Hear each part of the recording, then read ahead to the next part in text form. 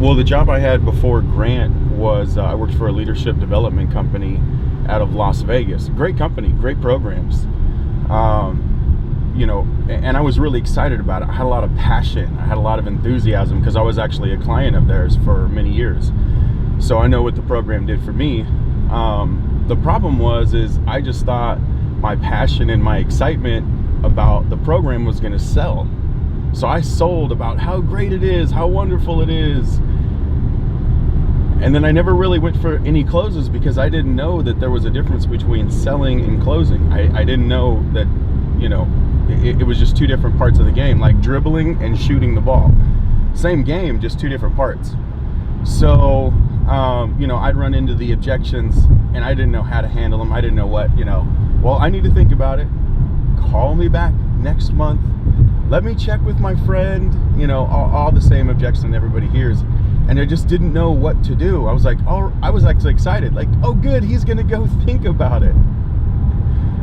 And then, you know, 3 years went by and I'm making, you know, 30 to 35 grand and, you know, that's broke. And I just didn't know what to do. And then all of a sudden, I just felt like, okay, this is as good as I'm going to get. I'm always going to come in the middle of the pack. And then somebody sent me, a friend of mine sent me a link of Grant Cardone closing $80,000 worth of business in under 10 minutes live on camera. And it's a 16-minute video and I was absolutely blown away. I was like, what, how does he tell him it's not $1,500 a month and he tells him it's a $40,000 program and the guy wants it more because it's more money? Like, how does that work? And so that's when I really started asking myself, okay, how does that work? And to be honest with you, my sales manager at the time, he was not into Grant, but I was. I started reading, somebody sent me the 10X rule, a friend of mine, Phil, sent me the 10X rule. He sent me Sell to Survive, Grant Cardone's books. And of course, like the average American, I was like, oh, cool book. And then set it down and didn't read it for, you know, 3 or 4 months. And then finally I was like, I'm tired of this. I'm tired of where I'm at. I'm really tired of it. So what I'm going to do is I'm going to read this book. Let's see if it helps me. And all of a sudden I started reading the book and instantly my mind changed. Like, never lower your target. Never, you know, never allow yourself to be average. Start thinking. It's not just about do 10 times as much work. Have 10, like, know that you can get 10 times as much as you have right now and 10 times as much as you dream of. And that was really the biggest thing when it started changing. And literally one day in a sales meeting, my manager comes in and he goes, all right, well, you know, and this is a new, you know, everybody's been in that position where they've got the new manager, never sold the product. He's just a good manager. So they put him in there and he says, all right, I need the forecast, you know, the old pipeline forecast meeting. And he says, all right, what we're going to do is we're going to lower the target to what we did last year.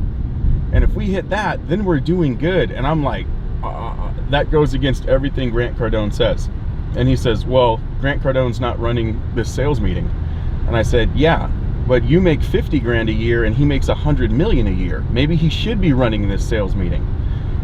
And then he stands up and says, no more Grant Cardone training. We aren't having no more Grant Cardone training.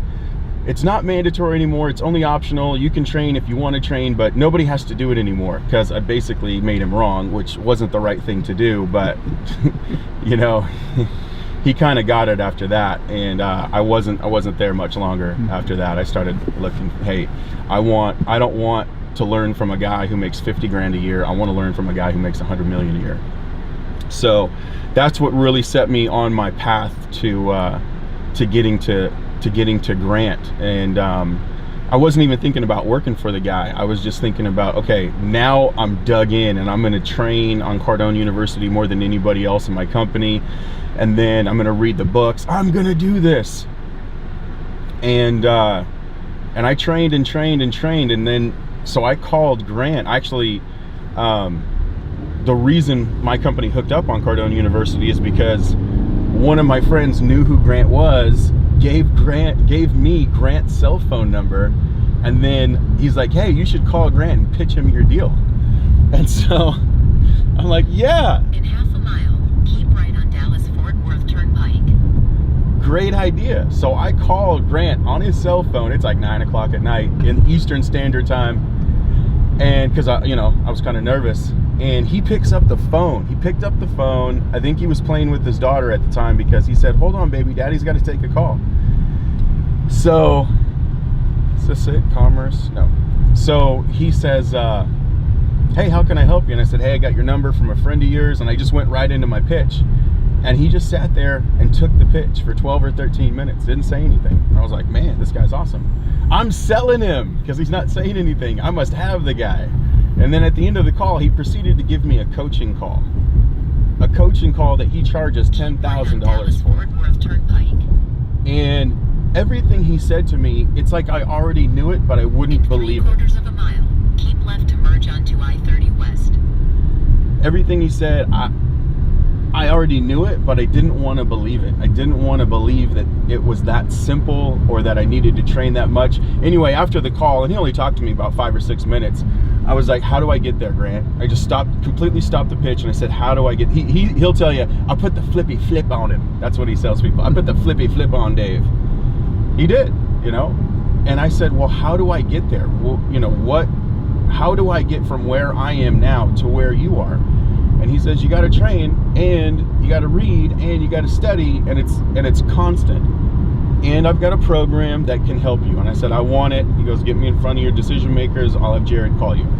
So that's how I originally got hooked up on Cardone University. My company paid for it. All of a sudden, I was having the best months. Left to merge onto I-30 West. I was having the best months I've ever had, making more money than I've ever made. It wasn't real money, but a $12,000 paycheck to me was like, that's like 6 months pay. I was like, yeah. So I trained for about 6 months every day, and I was determined, like, I'm going to be the best. I'm going to show them that training works. It was funny. It was a training company, but they didn't want to do sales training. So In 12 miles, take exit 29 toward Legends Way in Baird Farm Road. All right. So we've got 6 months goes by, and I got my sales muscles have grown. And so I call Jared Glant, who's Grant's vice president, and I pitch him my deal. I pitch again, but this time I'm like, I'm closing the deal. I know what to do. And I pitched the deal and went from like a 12-minute pitch to like a 6-minute pitch. The pitches got shorter, and then I went for the close, and I was like, hey man, have you seen enough to make a decision? And he threw everything at me, man. He's like, I need to think about it. I need to talk to my girlfriend. He didn't even have a girlfriend at the time. I need to talk to my girlfriend. He was just testing me. It's too much money. Can I split the payments? Like all this. And I handled every single objection he had. And I was like, yeah, don't close yet. Like, give me another objection. Let me show you what I can do. And so finally he just stops and he's like, Dave, man, you have been training. I said, thank you. I have been training.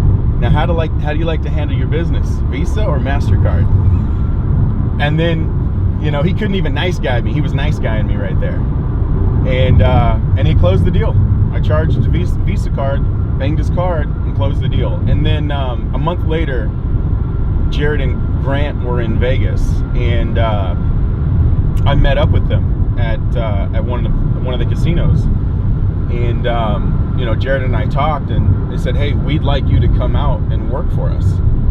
Only thing is, you've got to be on whatever it takes, the ultimate job interview, and you have to win. So if you don't know what that is, that's Grant's reality TV show. There's a couple seasons of that. And is this the first season? This is the first season. First time that they're ever doing this. So I'm like, all right. I was like, okay, I'll do it. So I get out there, I do the show, dominate, They make me out to be a guy without personality on the show if you watch it. And the gentleman down at the end is a stuffed shirt. He's an empty suit. He's got the personality of a chair. I blame the editing.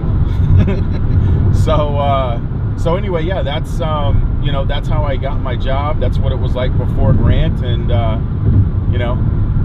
I'm one of his top producers, and I'm traveling around seeing people, helping as many salespeople and companies as I can increase revenue.